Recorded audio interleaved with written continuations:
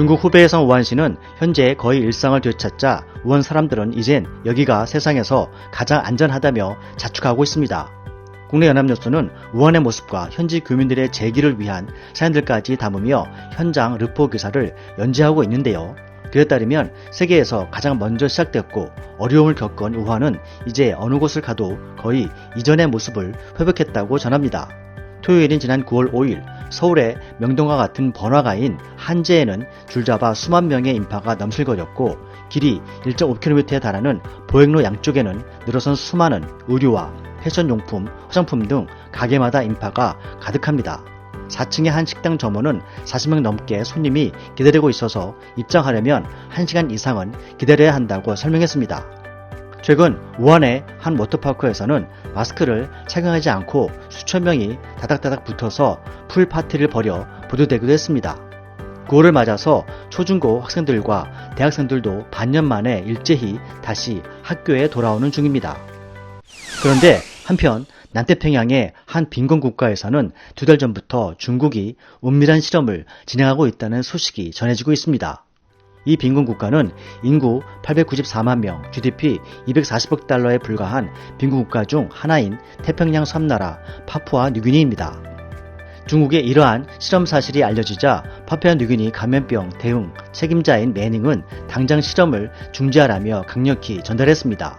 그리고 백신을 맞았다는 중국 간부들과 국영기업들, 관계자들의 입국 금지는 물론 추가적으로 오는 중국 근로자를 태운 여객선 착륙마저도 가로막았습니다. 중국 당국에 백신에 대한 정보를 사전 요구했지만 중국은 아무런 대답이 없이 백신 접종자들을 태운 여객선을 띄워서 착륙시키려 했기 때문입니다. 중국은 2개월 전 백신을 개발했지만 코로나 호전세가 이어지면서 자국민들 중 임상 지원자가 없다며 다른 나라에서 대규모 임상 실험을 한다고 보도했습니다. 한국 언론들도 그대로 중국 측 발표를 전했는데요. 하지만 이에 대해서 서방 매체와 중화권 매체들의 보도 내용은 달랐습니다. 중국은 해외로 가는 정부 관계자나 국영기업 직원들에게 임상시험도 끝나지 않은 백신을 접종시킨 후 출국시켰던 것입니다. 중국 내 호전세로 인해서 자국민종 지원자가 없기 때문에 다른 나라에서 임상시험을 한다는 것은 거짓이라는 것이죠.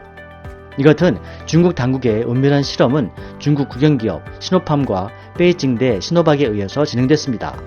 그 규모는 브라질과 아랍에미리에이트 연합, 인도네시아에서 각각 9,000명, 15,000명, 900여 명의 지원자에게 진행됐습니다. 또한 중국 인민해방군과 함께 백신을 개발한 칸신호는 6월부터 국영기업 직원들에게 접종을 시작해서 현재는 캐나다에서도 임상시험 중입니다.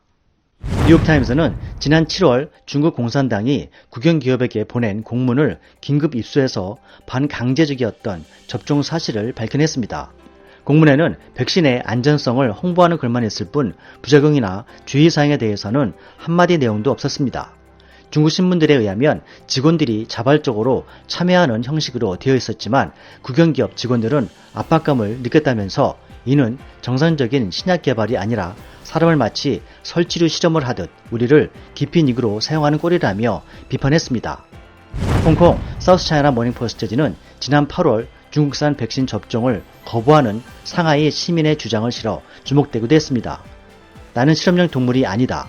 백신 개발은 보통 몇 년이 걸리는 게 정상인데 중국 백신은 불과 몇 달 만에 만들어진다는 것이 정상인가 라면서 나는 이 신약이 안전하고 효과가 있다는 것이 입증될 때까지 기다리겠다고 주장했습니다. 중국 당국의 코로나 백신에 대해서 사실상 중국 국민들은 대다수 크게 불신하고 있다고 합니다. 2018년 7월 가짜 DPT 백신 사건의 영향이 크다고 하는데요. 당시 중국 정부가 거짓으로 개발한 DPT 백신은 디프테리아, 백일해, 파상풍 등을 예방하는 약으로 중국 영유아 48만 명에게 접종됐습니다. 하지만 중국 정부가 전국에 배포한 DPT 백신 65만 2천 개가 불량이라는 사실이 들통이 났고 피해를 입은 어린이들은 집계조차 하지 않았습니다. 중국 정부는 분노한 그 가족들의 항의를 묵살해버렸고 이를 다룬 SNS들도 계정들을 폐쇄시키고 검색도 막아버렸습니다. 이에 대해서 공산당을 공개 비판한 사람들은 어디론가 끌려가 사라져버렸습니다. 이후 중국인들은 국영기업이 개발한 백신은 접종을 꺼려한다는 것입니다. 현재 한국의 방역은 하루 300명대 고비를 겨우 넘기며 이하로 떨어졌습니다. 실상 전 국민을 대상으로 하는 방역은 국민 한 사람 한 사람의 협력이 없다면 불가능하다는 것을 체감했습니다. 올해 말 내년 초 백신이 나온다는 언론 보도들은 또다시 내년 중반까지로 늦출 수 있다는 WHO 의견 등 매우 불확실한 상황입니다. 전문가들은 백신과 관련한 바이오 산업과 같은 기초 과학 분야는 한국이 특히 매우 취약한 분야 중 하나로 말해주고 있습니다. 혹자는 한국의 바이오 산업이 우수해서 뉘앙스상 마치 곧 한국의 독자적인 백신이 개발될 것처럼 전망이 나온다지만 안타깝게도 사실은 아닙니다.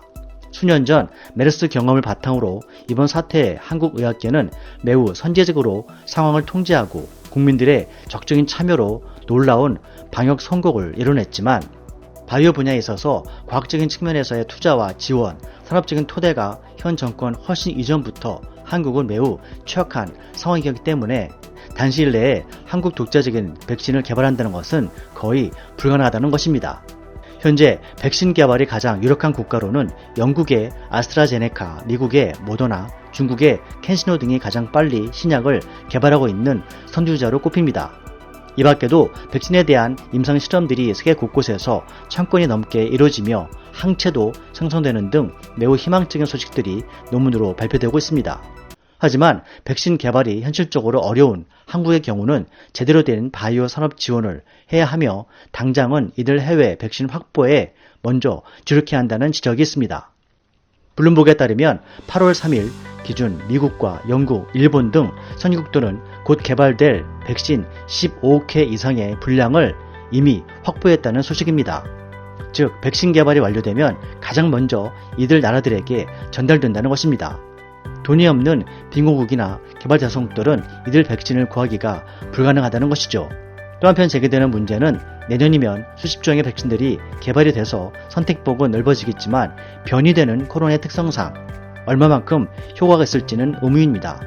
전문가 중에는 약효가 일부에 지나지 않을 수 있다는 의견도 나오면서 독감보다 전염률과 사망률 2배 이상이라는 코로나는 이제 일상의 바이러스가 되기 때문에 가장 효과적인 치료 방법은 의학계가 제시한 생활 속 방역 규칙을 적극적으로 지키는 것이 자신과 모두의 일상을 지키고 회복하는 길이라고 조언하고 있습니다.